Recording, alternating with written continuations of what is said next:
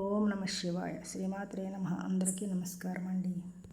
కాశీలో జరిగినటువంటి తెలుగు వైభవం, ఆదిత్య వైభవం, ఋషి వైభవం కార్యక్రమం ఈరోజు లాస్ట్ అండి. ఆఖరి రోజు 10 రోజులు పూర్తి అయిపోయింది. ఈ 10వ రోజున విశేషం ఏమిటంటే సత్యనారాయణ వ్రతం. అది కూడా పూర్తయిపోయిందండి. అంతకుముందు వీడియోలో మీకు చూపించాను. వ్రతం అంతా చూపించలేదు, కానీ మొత్తం మీద ముఖ్యమైనవి ఆ కథ గురించి చెప్పారు. సత్యనారాయణ స్వామికి ఎలా వ్రతం చేయాలో చెప్పారు. విష్ణువు నక్షత్రాలతో పూజించకూడదని చెప్పారు కదండి. అలాగే ఈ రోజున పూర్తి అయిపోయిన తర్వాత ఇక్కడ తీర్థ ప్రసాద వితరణ జరుగుతుంది. మనకి విశ్వనాథ్ కారిడార్లో కింద ఒక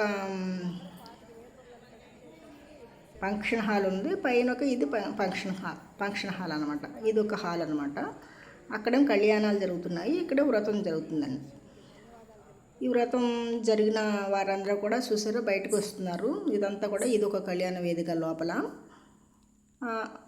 ఈ వ్రతం పూర్తి చేసుకున్న వాళ్ళందరూ ఈ కళ్యాణ వేదిక నుంచి బయటకు వచ్చి బయట అంటే తీర్థ ప్రసాదాలు ఇస్తున్నారు. అక్కడ లైన్లో నించున్నారు. చూసారో వీళ్ళందరూ కూడా ఆ తీర్థ ప్రసాదాల కోసం వ్రతం పూర్తి చేసుకున్న వాళ్ళందరూ కూడా లైన్లో నించున్నారండి. అక్కడ మనకు పంచామృతాలను ప్రసాదం పెడుతున్నారు, సత్యనారాయణ ప్రసాదం. నేను కూడా వారితో పాటు లైన్లో నించున్నానండి. చూస్తున్నారు కదా. ఈ వీడియో ఎందుకు పెట్టానంటే వైభవం కార్యక్రమం నేను అక్కడ ఉన్నప్పుడు నా అనుభూతులు, అక్కడ జరిగిన విశేషాలు మీకు తెలియాలని ఈ వీడియో పెట్టడం జరిగిందండి. ఇప్పుడు వ్రతం చేసుకున్న వాళ్ళందరూ కూడా ఒక్కొక్క ఊరిలో ఒక్కొక్క డ్రెస్ కోడ్లో ఉన్నారండి. ఒక్కొక్క రంగు. ఆడవాళ్ళు ఒక రకం చీరలు ధరిస్తే మగవారందరూ ఒకే రకం పంచెలు కట్టుకున్న వాళ్ళు కూడా ఉన్నారు. మీకు కనబడుతున్నారు కదా. ఇది కళ్యాణ వేదిక. ఇంకోటి అదే వ్రతం చేసుకున్న కళ్యాణ వేదిక ఇది. ఇక్కడ వ్రతం చేసుకున్న వాళ్ళందరూ కూడా అలా బయటికి వచ్చి తీర్థ ప్రసాదాల కోసం లైన్లో నిల్చుంటున్నారండి. ఇంతమంది భక్తుల్ని, అందులో మన తెలుగు వారిని ఒకే వేదిక మీద చూడటం అంటే నాకు చాలా ఆనందం అనిపించింది. ఆనందం మీకు కూడా తెలియజేయాలని చెప్పి మీకు చూపిస్తున్నానండి. చూసారా, వీళ్ళందరూ లైన్లో నిల్చుంటున్నారు ప్రసాదం కోసం. ఆ డ్రెస్ కోడ్ చూడండి. కాశీలో ఇటువంటి కార్యక్రమంలో మనం పాల్గొనటం అంటే ఆ విశ్వనాథుడి అనుగ్రహమే అని నేను భావన చేసుకుంటున్నానండి.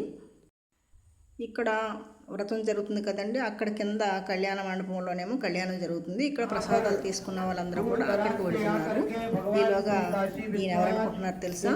శ్రీ విశ్వేశ్వర స్వామి మందిరము అంటే ఆ ప్రధాన దేవాలయం ప్రధాన అర్చకులు అన్నమాట. ఆయన వచ్చి తెలుగు వైభవం, ఋషి వైభవం గురించి మాట్లాడుతున్నారు. మీరు చూస్తున్నారు కదా. అప్పుడు నేను అక్కడే ఉండడం జరిగింది. ఆయన వెళ్ళిపోయిన తర్వాత, ప్రసంగం పూర్తి చేసి వెళ్ళిపోయిన తర్వాత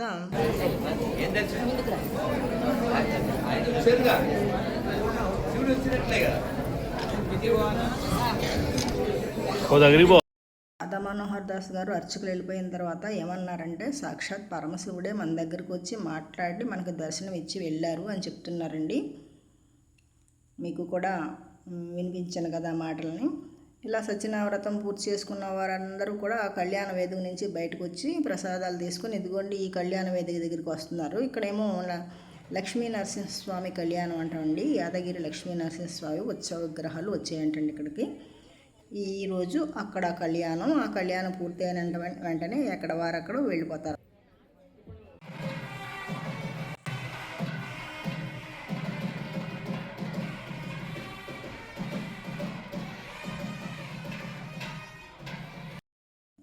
ఈ కళ్యాణ మహోత్సవం దగ్గరికి ఎవరో విశ్వనాథ్ కారిడార్కు సంబంధించిన ప్రముఖులు వచ్చారండి. వారి ప్రసంగం జరుగుతుంది. వారి ప్రసంగం అయిన తర్వాత సన్మానం చేస్తారన్నమాట. ఆ ప్రసంగం వినండి.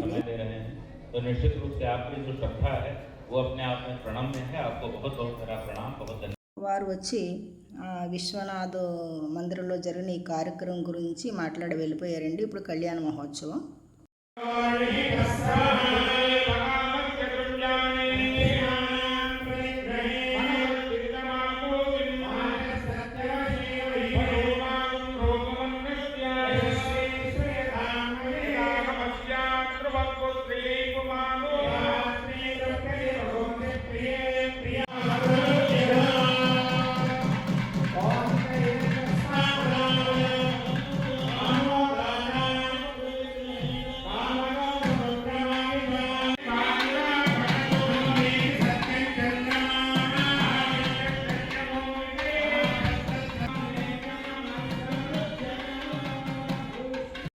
స్వామివారి కళ్యాణం పూర్తయిపోయిందండి.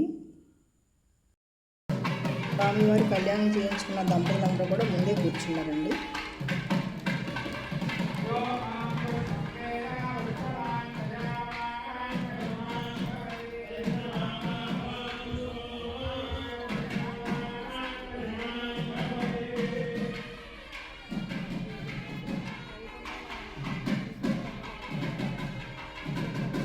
ఈ విశ్వరూప సందర్శనం ఆర్ట్ దగ్గర అందరూ ఫోటోలు దిగుతున్నారండి. మీకు దగ్గరగా చూపిస్తాను చూడండి.